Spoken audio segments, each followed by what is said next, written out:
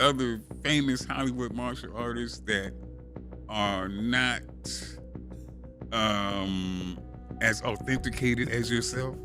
Yeah, I've encountered them, but I dare I say, man, they're not supposed to be. I didn't remember this dude, right?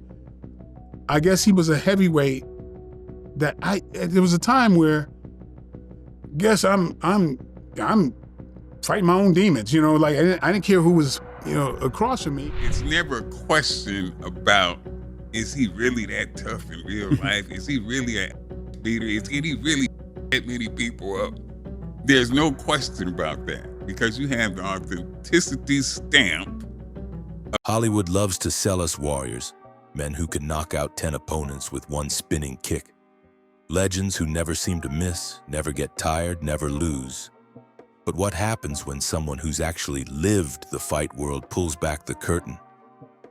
Michael Jai White isn't just an actor. He's a legitimate martial artist with championships, broken bones, and scars that tell the story of real combat.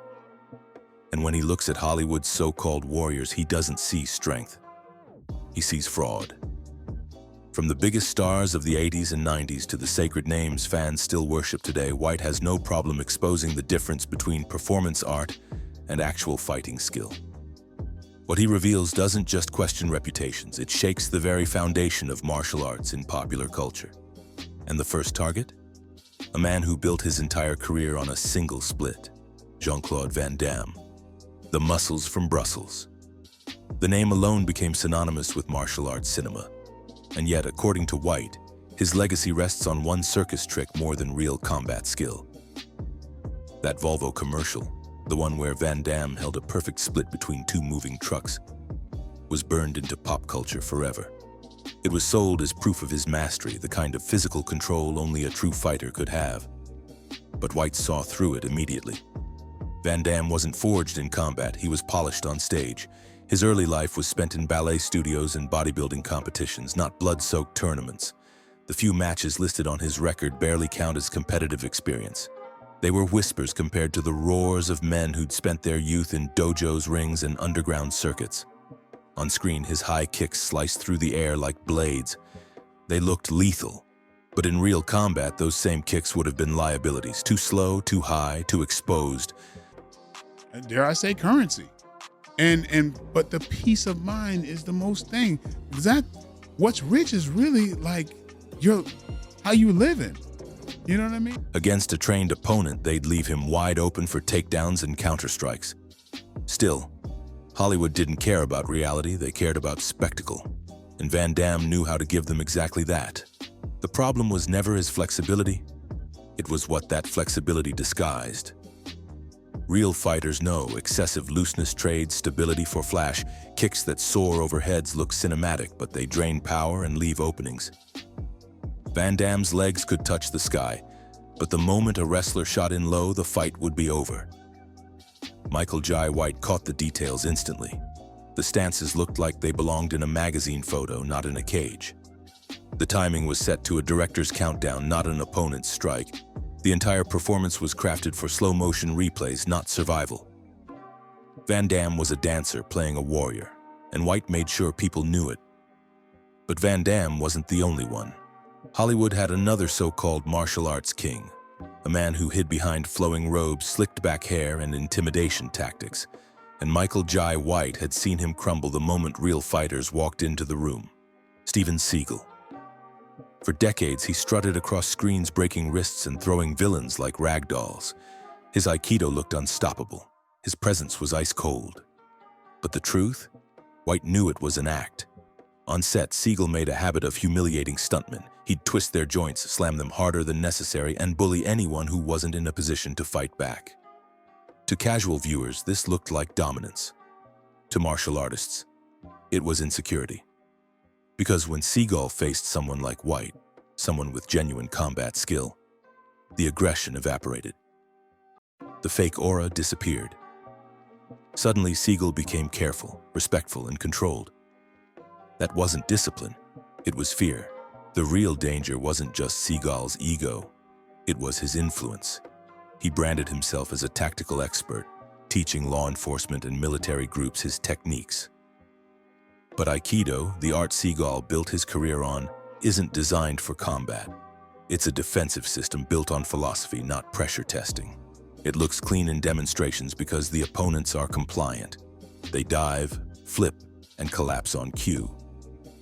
But against someone resisting, the techniques break down fast, and Seagal's physical decline only made things worse. As years passed, he became overweight and slow, hiding behind loose black clothing and camera angles that covered the truth. Real fighters never stopped treating their bodies as weapons. Seagal let his rust show. To Michael Jai White, it was obvious. Seagal wasn't just a fake, he was a liability, but he wasn't alone. Even respected names from the East weren't immune to White's criticism. Jet Li dazzled the world. His speed, his grace, his lightning-quick movements that looked almost superhuman. He wasn't just a movie star. He was a wushu champion, a decorated athlete. But White cut through the glamour. Wushu isn't combat, it's performance. It's scored by judges on aesthetics like gymnastics. Movements are meant to impress crowds, not knock out opponents. Jet Li was a world-class performer, but a world-class fighter? That was never proven. His movies worked because opponents fed him patterns. Every move was rehearsed, every strike was timed.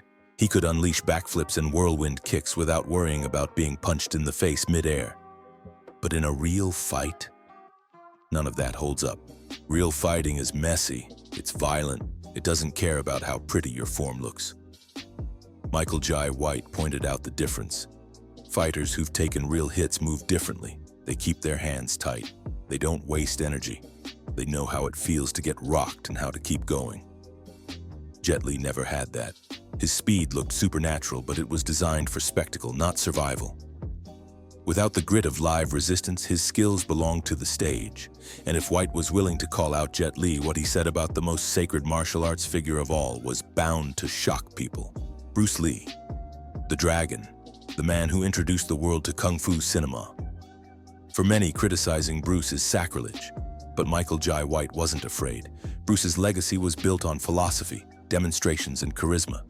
But where was the proof? He had no competitive record, no championship fights. His reputation came from student stories, Hollywood hype, and carefully crafted demonstrations like the 1-inch punch. Impressive? Absolutely. Evidence of combat dominance? Not even close. Hollywood fed the legend. Magazines, documentaries, and fans amplified every rumor until Bruce became more myth than man. But the reality? At 135 pounds, Bruce would have been severely undersized against most opponents. Weight classes exist in combat sports for a reason. Technique matters, but physics always plays a role. White didn't deny Bruce's cultural impact. His philosophy changed martial arts forever.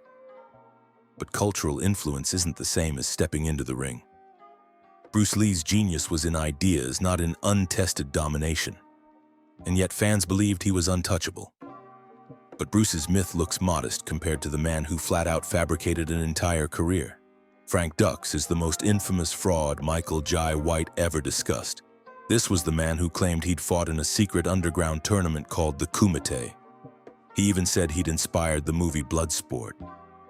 Sounds thrilling, until you check the details. No footage, no records, no credible witnesses, no other fighters from the event. Nothing. Dux claimed a fighting record that was statistically impossible. Hundreds of matches, virtually all wins. Even the busiest boxers and MMA fighters in history never came close. And his military record? Full of holes. His supposed CIA operations? Pure fantasy. Investigators tore it all apart. White knew immediately. This was a con man who exploited the public's love of martial arts to sell lies. But fakery didn't stop with individuals. Entire institutions turned ancient traditions into business empires. For centuries, the Shaolin Temple symbolized martial arts wisdom. Monks trained in silence, discipline, and violence when necessary. But modern Shaolin? White said it had become a theme park. Tourists paid to watch choreographed performances. Boards broken, bricks shattered, and men bending spears on their throats. It looked like magic, but it was theater. Many of the monks weren't even authentic practitioners. They were actors in robes. Students who trained at these facilities often returned with impressive flexibility and forms, but no ability to handle real resistance. What had once been sacred was turned into a circus, and Hollywood ate it up. But if Shaolin monks could be commercialized, TV producers were ready to cash in too. Remember Bully Beatdown, the MTV show where bullies faced pro MMA fighters? On paper, it sounded like justice. In reality, it was scripted drama. Bullies were cast for entertainment value, not authenticity. Real tormentors don't volunteer to get choked out on cable television. Victims don't line up to air their pain for ratings. Professional fighters were told to control themselves, to pull punches, which meant the fights weren't real, the lessons weren't real, and the message was dangerous. White hated it because it sold a false solution. Violence as the answer to bullying. To kids watching, it suggested that humiliation was the cure. In truth, it only glorified the problem. Fake fighters weren't just in movies, they were in reality TV too. So how does Hollywood make these frauds look like legends? Michael Jai White breaks down the playbook. Cast for looks first, skill second, wire work to simulate impossible jumps, punches slowed down then sped up in editing, sound effects to make light taps echo like bombs. Extras trained to attack one at a time, freezing after every miss. It's the formula of illusion. And once you know it, every invincible scene starts to unravel. White says you can spot a pretender instantly if you know the signs. No record of live resistance training. Highlight reels full of demos, none of fights. Techniques that look too big, too slow, too pretty. Heavy use of mystical language to cover lack of proof. Avoids challenges from peers who could expose them. If you see this pattern, you're not watching a warrior. You're watching a performer. Why should we trust White's word? Simple. He's lived it. He fought full contact. He trained under pressure. He tested himself in ways these legends never did. And when he entered Hollywood, he could immediately see who had real scars and who just had choreographed routines. To White, authenticity is everything. And when he calls someone a fake, it's because he's measured their skill against the standard of survival. The problem isn't just that fans get fooled. It's deeper than that. Young martial artists try to copy movie techniques that don't work under real pressure. Instructors inflate credentials just to compete with on-screen myths. And entire martial arts cultures get warped around performance instead of practicality. The damage is cultural, educational, and sometimes even physical. Michael Jai White's criticism isn't about ego. It's about truth. He respects cinema as performance art, but he refuses to let fantasy be mistaken for combat. His message is simple. Respect the legends for what they were, but don't confuse choreography with combat. So the next time you see a warrior on screen, ask yourself, is this a fighter or just an actor in costume? Because in Hollywood, the line between the two has never been thinner.